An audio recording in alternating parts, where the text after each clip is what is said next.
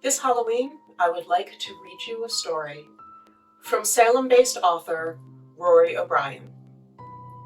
Rory has written a number of books, including the Lovecraftian horror, The Church of Dead Names, and the Salem Mystery Series, as well as short story collections. This story comes from his collection, Custom and Practice, The Winding Sheet by Rory O'Brien. The village where I grew up numbered not more than 1,000 souls, and most of the families had been there since the earliest days. Few moved to the village, and even fewer moved away. Every face was familiar, and every name was known, and that, somehow, kept all things calm. Some fished, and some worked in the mills, but I didn't like the water, and the mills were too loud. I couldn't bake, and I couldn't build, so I was apprenticed to the local tailor. The Griswold family had been tailors for as far back as anyone could remember. Weddings, funerals, Sunday best, they took care of everyone. By the time of my apprenticeship, there was only one Griswold left, the last of the name, and whatever cheer and charity there had been in the family was long gone. This Griswold liked to loom over me as I hemmed a pair of trousers or patched a coat. Even when I did it perfectly, he would never let me know. He'd just stare with hard eyes, and the most praise I could ever hope for was a nod. But he was the only tailor for miles, and he knew it, so we always had work to do, even if everyone who came into the shop was met with little more than a sneer. But still, I learned to stitch and to sew, and I knew I wouldn't be there forever. One chilly spring morning on my way to the shop, I was stopped by a funeral coming down one of the narrow lanes. I knew immediately who it was for. Mrs. Ogilvy, a matriarch of one of the old families, a tall, proud woman who walked with a cane, a woman whose blue eyes shone in her white face. She had been declining for weeks, and everyone knew the end was in sight. This morning, she came down from her house on the hill one last time. I watched the hearse roll slowly by, preceded and followed by members of the family we seldom saw. They all passed down the lane and onward to the square granite mausoleum in the cemetery on the hill. Some part of me wanted to stay and watch them place her in the family tomb, but I knew old Griswold wouldn't forgive me for being late. He would never see a funeral as an excuse, unless it was my own. "You're late," he said when I reached the shop. "Mrs. Ogilvy has died." "Some of her people were in here last week for Black Crepe," he said. "They knew she was not long for this world." Still nothing. Old women die and the world goes on without them. Don't forget, that coat you've been working on is due tomorrow. I was still working on the coat a few hours later when the bells on the door jingled, and Mr. Murchison, one of our regular customers, came in. He and his wife had 3 children who were always tearing something or outgrowing something, and we got a lot of work from him. But today was different. He announced that his brother was getting married in a week, and our Mr. Murchison wanted a new vest to wear for the occasion. "A week isn't much time," Griswold said. "You should have come in a month ago." "My brother's wedding was unexpected." "I see. What sort of material did you have in mind?" "Well, silk is for weddings, Mr. Griswold." "Silk? No. I'm running low on silk just now." "But how is that even possible?" "I am running low on silk just now. I don't have nearly enough on hand to make a vest for you." "Your father could always find a way when he ran the shop," Mr. Murchison said quietly.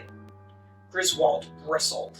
He didn't like being reminded that people thought better of his father than they did of him. "Take his measurements," he ordered me. "I'll see what I can do. No guarantees." I took down his measurements. He had put on some weight since the last time he'd been in. The bells jingled again as he went out, and Griswold stood and stared at the closed door. "We have almost a yard of silk in the back," I offered. "We'll need 3, maybe more. The man's gotten fat." He shook his head. "Where are we going to get it on such short notice?" "Go home." I was happy enough to leave for the day. My walk took me up by the old cemetery on the hill, and I could see the Ogilvy mausoleum standing tall and aloof over the headstones.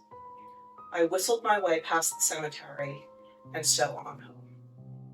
The next morning, I tried not to look at the cemetery as I went back to work. I tried to tell myself that everything was just as it had been the night before, and I put my head down and kept walking. When I got to the shop, I went straight back to work on the coat. I had only a few details left, and it wouldn't take long. Griswold was bent over his table and didn't look up from what he was doing, and I didn't bother him. There were times in the shop where we barely spoke the entire day. Did not notice what he was working on for almost another hour, not until he brushed some dirt from the length of silk on his table. "Where did you get more silk?" I asked him. "We have an order to fill," he said. "You took the winding sheet right off of Hepzibah Ogilvy's body?" I had tried to tell myself that the door of the mausoleum had not been slightly ajar when I passed it by earlier. I had tried to tell myself I was seeing things. I had tried to tell myself it was a trick of the light. I had tried not to look too closely. "We have an order to fill." "You cannot steal from the dead." "Don't take that tone with me," he ordered. I went back to the coat, and we did not speak again. Griswold worked quickly and expertly. He was a master tailor, whatever else he might be. He would have the vest finished by Thursday, but I promised myself I would not be here Thursday. I would finish the coat, set my bench in order, and give my notice at the end of the day. I could try my luck on a fishing boat or in a mill tomorrow. The sun set early. It seemed to set earlier than usual, and we lit lamps to continue working. I finished the coat and began sorting through buttons for the vest. I should have already quit and gone, but I could not leave things undone because we did have orders to fill, and I would not have him saying I abandoned him and left things unfinished. There was a knock at the door, a pounding that shook the door in its frame and made the bells ring. Griswold threw me a look, but I was not about to leave my bench. "We have no time for this," he muttered. The knock came again. The door shook again, and the bells fell off their hook. Griswold crossed the shop, silk in one hand, needle in his lips, to turn the knob. The door flew open, and a freezing wind scattered the fabric and the needles and buttons and measuring tapes into the floors. The gust knocked over chairs and fitting dummies, and even moved my bench a foot or more. Griswold was rooted to the spot where he stood, aghast with the peaceful outside. From where I sat, no more able to move than he, all I saw were the hands. The long, dead, white hands. The long, dry, sinewy hands of an old woman. One of them ripped the length of silk from Griswold's frozen fingers, and the other shot out to latch onto his throat. I heard a crack over the sound of the rushing wind, and a snap, and then a gurgle. The tailor fell to the floor, and the wind died down, and the entire shop was silent and still. I went to the door. I didn't want to, but I could not keep myself from going and looking. Halfway down the narrow, dim street, I could have sworn I saw the figure of a tall, haughty woman being swallowed up by the night, ripping out the stitches and wrapping the billowing length of silk around her shoulders. I ran home. I did not look at the graveyard as I passed. I left the village the next morning and have not so much as sewn a button from that day to this.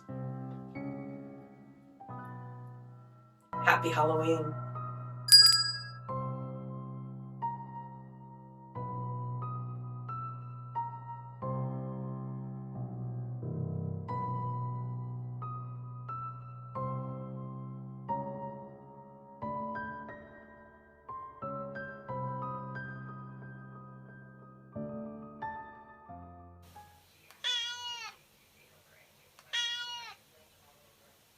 Written by Rory O'Brien, author of